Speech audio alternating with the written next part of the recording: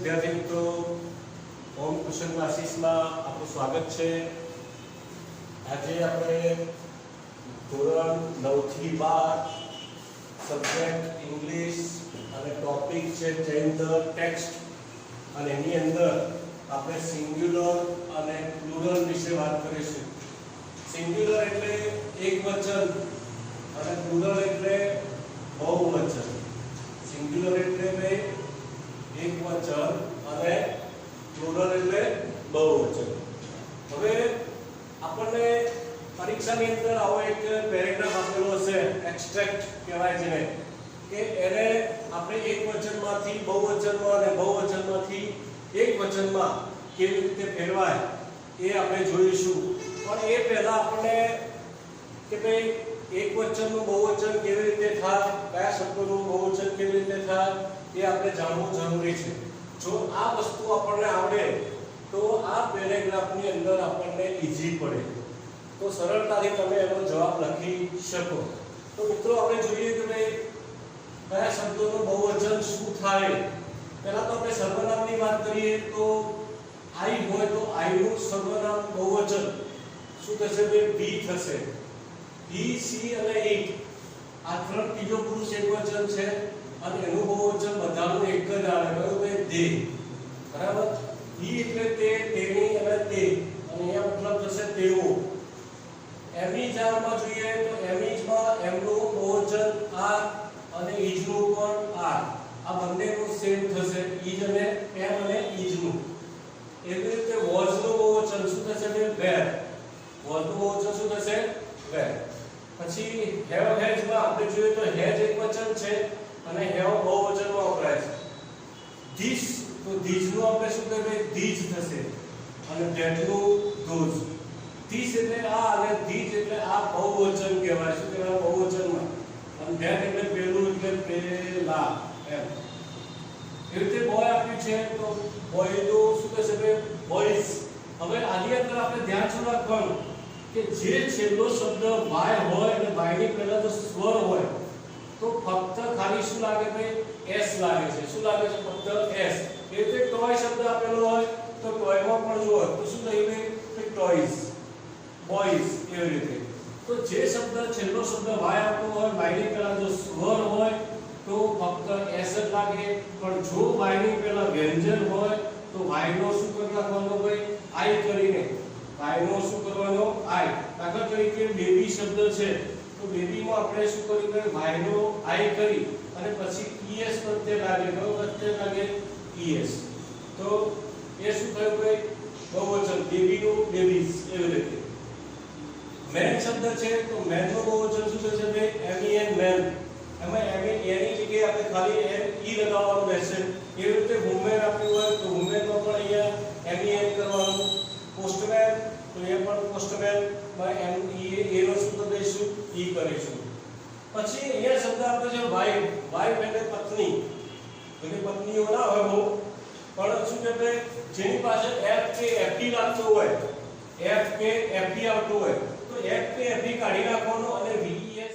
મિત્રો વાઇફ આપણે જોયું કે વાઇફ તો જેની પાછળ એફ કે એફડી પ્રત્યય લાગતો હોય તો એફ કે એફડી નીકળી જશે, એની જગ્યાએ શું થશે? વીઈએસ।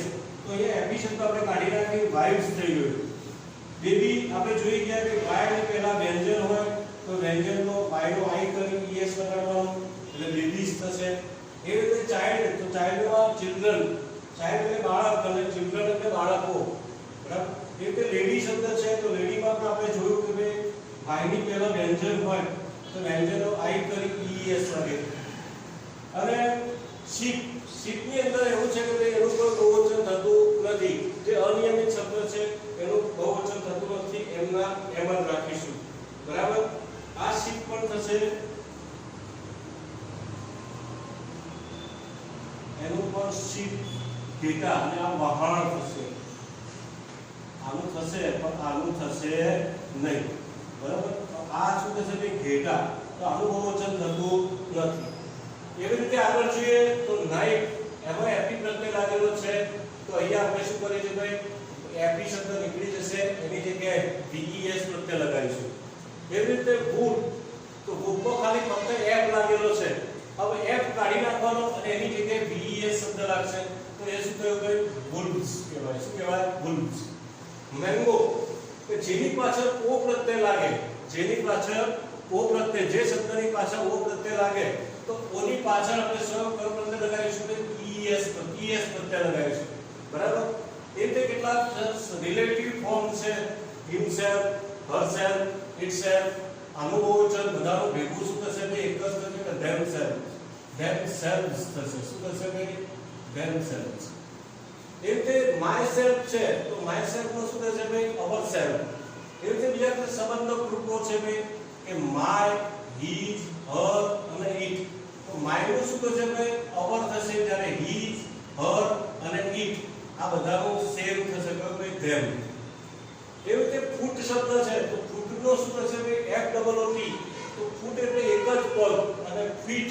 એટલે બે પગ અથવા ચાર પગ પાંચ પગ જે હોય બરાબર તો આ શું થયું ભાઈ બહુવચન થશે ડિયર નું બહુવચન થતું નથી બરાબર પ્રિન્સ તો પ્રિન્સેસ બસ તો બસીસ ફેરી તો શું થશે ભાઈ ફેરીઝ સિટી તો સિટીઝ વાય આપો વાય ની પહેલા વ્યંજન છે આઈ કરી ES લગાડીશું જેની પાછળ ઓ લાગતો હોય બરાબર કે CH લાગતો હોય તો દાખલા તરીકે ડીશ શબ્દ છે ડીશ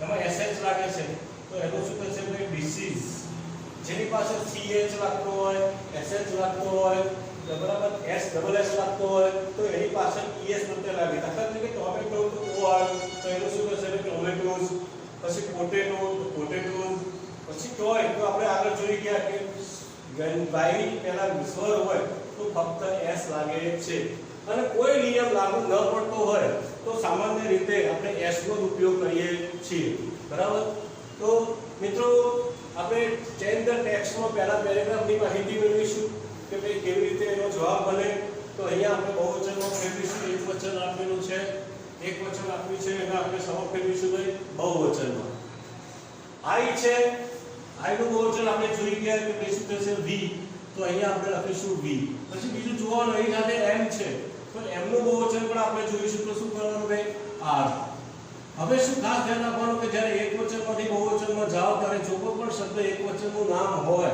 અને એની પહેલા આર્ટિકલ આપણને આપેલો હોય તો આર્ટિકલ નીકળી જશે શું થશે ભાઈ આર્ટિકલ નીકળી જશે તો અહીંયા આપણે શું કર્યું છે ભાઈ ફાર્મર તો એનો અર્થ શું થશે ભાઈ ફાર્મર્સ પછી બીજું વાક્ય જોઈએ તો ધીસ છે તો ધીસ નું બહુવચન શું થશે ભાઈ ધીસ પછી ઈજ નું બહુવચન શું થશે ભાઈ આ હવે માય નું બહુવચન આપણે જોઈ ગયા તો માય છે તો અહીંયા આપણે શું કરીશું અવર તો અહીંયા આપણે મૂકીશું અવર અને ફિલ્ડ નો ફિલ્ડ્સ કોઈ નિયમ લાગુ પડતો નથી તો આપણે સામાન્ય રીતે શું લગાડ્યું S લગાડ્યું યુ નું બહુવચન પોતે યુ જ રહેશે યુ એમના એમ આર નું પણ એમના એમ પણ હવે પ્રોબ્લેમ અહીંયા છે કે પોસ્ટમેન એકવચન છે આર્ટિકલ આપણે કાઢી નાખીશું અને પોસ્ટમેન નું બહુવચન કરીશું postman that is your bicycle that નું બહુવચન આપણે જોઈ ગયા that નું બહુવચન શું થશે ભાઈ those each નું બહુવચન શું થશે are અને your નું બહુવચન શું થશે ભાઈ your પોતે જ રહેશે અને bicycle નું બહુવચન bicycles કોઈ નિયમ લાગુ પડતો નથી માટે ફક્ત S લગાડીશું શું લગાડીશું ભાઈ ફક્ત S તો આ રીતે આપણે પહેલા પેરેગ્રાફનું બહુવચન એકવચનમાંથી બહુવચનમાં કેવી રીતે ફેરવા એ જોઈ લઈએ હવે બીજા પેરેગ્રાફમાં જોઈએ તો that નું બહુવચન શું થશે ભાઈ those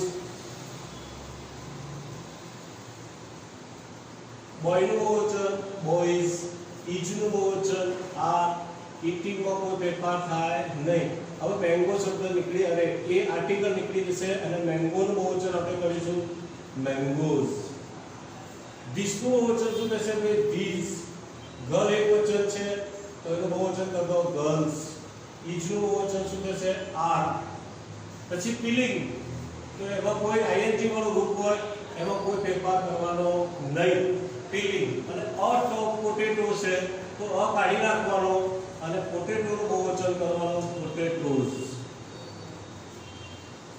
આગળ જોઈએ તો ધેટ છે તો ધેટ નું બહુવચન શું થશે ભાઈ ધોઝ વુમેન નું બહુવચન વુમેન MEN ઈજ નું બહુવચન આર, મિલ્ક નું મિલ્કિંગ, કોઈ આઈએનજી વાળું રૂપનું બહુવચન નહીં કરવાનું. કાઉ, કાઉ એ નામ છે એનું બહુવચન થશે કાઉઝ. કોઈ નિયમ લાગુ પડતો નથી કે ફક્ત શું લગાડવાનો, એસ લગાડવાનો. એવી રીતે ધીસ નું બહુવચન શું થશે ભાઈ, ધીસ. મેન નું MEN, આ ઈજ નું આ, રિપેરિંગ એમના એમ ને હીજ નું આપણે જોયું તો હીજ નું શું થશે ભાઈ, ધેર. ધેર થશે શું થશે ભાઈ, અહીંયા ધેર, THEIR. તો ધેર ટ્રેક્ટર્સ શું થશે ભાઈ, ધેર ટ્રેક્ટર્સ. તો આપણે બીજા પેરેગ્રાફમાં જોયું. હવે ત્રીજો પેરેગ્રાફ આપણને શું આપ્યું છે કે ભાઈ બહુવચન આપ્યું છે અને એકવચનનો ફેરવવાનું છે. સમાપમાં આપ્યું છે ભાઈ બહુવચન આપ્યું છે, આપણે એકવચનમાં ફેરવીશું. એકવચનમાં આવે કેવી રીતે, તો વાય એમના એમ ઈજનું અહીંયા આનું બહુવચન, આ બહુવચન છે તો એમાંથી આનું એકવચન કરીને આનું એકવચન કરીશું. તો એનું એકવચન ઈજ અને ધ ચાઇલ્ડ, ચિલ્ડ્રન નું શું થશે ભાઈ, એકવચન ચાઇલ્ડ. અને બધું શું, ક્રાઇમ. હવે ધે છે તો ધેનું એકવચનનું રૂપ, ધેનું એકવચનનું રૂપ શું થશે ભાઈ, ધે છે અહીંયા ધે. તો એમાંથી એ હી, સી, ઈટ ત્રણમાંથી એક આપણે લેશું. તો એ બાળક જે વસ્તુ છે બરોબર, એ કોઈ નર કે નારી જાતિ એવું બતાવતું નથી. તો તમે કાં તો હી પણ લઈ શકો, સી પણ લઈ શકો અને ઈટ પણ લઈ શકાય. બરાબર. તો અહીંયા આપણે લખી શકીએ કે ભાઈ હી હેઝ હર્ડ અથવા ઈટ હેઝ પણ લખી શકાય. ઈટ હેઝ હર્ડ. હેવ નું એકવચનનું રૂપ શું થશે ભાઈ, હેઝ હર્ડ. અને ધેર ફીટ, ધેર ફીટ એટલે ઈટ્સ અને ફૂટ. ફીટ નું એકવચન શું થશે ભાઈ, ફૂટ. અથવા અહીંયા તમે હીજ પણ લખી શકો. હવે ડુ ધે છે, ડુ ધે. તો અહીંયા ધે બહુવચન છે તો એને આપણે એકવચનમાં લઈએ તો ઈટ અથવા હી ગમે તે લઈ શકાય. અને ડુ નું એકવચનનું રૂપ શું થશે ભાઈ, ડઝ થઈ જશે. શું થશે, ડઝ. અને ધે હી લાઈક નું લાઈક રહેશે. અને સ્ટોરી બુક છે તો એનો અ સ્ટોરી બુક કરીશું. આ બહુવચન છે તો એને એકવચનમાં લાવીએ એટલે આર્ટિકલ લગાવવો પડે. તો અ સ્ટોરી બુક. અને નો તો એમને એમ રહેશે. ધે છે તો અહીંયા આપણે ઈટ મૂકીશું. અને ઈટ લાઈક. જ્યારે ક્રિયાપદ ત્રીજો પુરુષ એકવચન આવે તો ક્રિયાપદ જો અહીંયા મૂળરૂપ હોય તો એની પાછળ એસ લગાડવાનું ભૂલવાનું નહીં. બરાબર. It likes to sing. અને song અહીંયા બહુવચન છે તો a song થઈ જશે. શું થશે ભાઈ, a song. કારણ કે આ બહુવચન છે તો એને આપણે શામાં ફેરવી દીધી, એકવચનમાં ફેરવી દીધી. તો આ આપણે જોયું કે ત્રીજો પેરેગ્રાફ એક બહુવચનમાં હતો, એને આપણે એકવચનમાં કેવી રીતે ફેરવા એના વિશે માહિતી જોઈ. હવે ચોથો પેરેગ્રાફ છે એને આપણે જોઈશું. The lady. લેડી એકવચન છે એનો આપણે બહુવચનમાં ફેરવીએ તો લેડી વાળો આપણે શું કરીએ, લેડીઝ થશે. શું થશે, લેડીઝ. તો વાય નો આઈ કરી es પ્રત્યય લગાવીશું. તો the ladies. અને give or toy છે તો અહીંયા આપણે શું કરીશું ભાઈ, toys કરીશું. બરાબર. અને to the baby એકવચન છે તો એનું આપણે બહુવચન શું કરીશું, babies. The babies. બેબી નું બહુવચન આપણે બેબીઝ. અને સ્ટોપ ક્રાઇમ એમના એમ રહેશે. હવે અહીંયા હર મધર છે, અહીંયા હર નું આપણે શું કરીશું ભાઈ, ધેર. તો અહીંયા આપણે લખીશું ધેર. અને મધર નું બહુવચન થશે ભાઈ મધર્સ. અને વોચ છે તો વોચ નું શું કરીશું, વેર. અને બધું શું કહે, હેપી. એ હર ફાધર છે તો their father. તો their fathers. અને where બધું શું કહે, believe.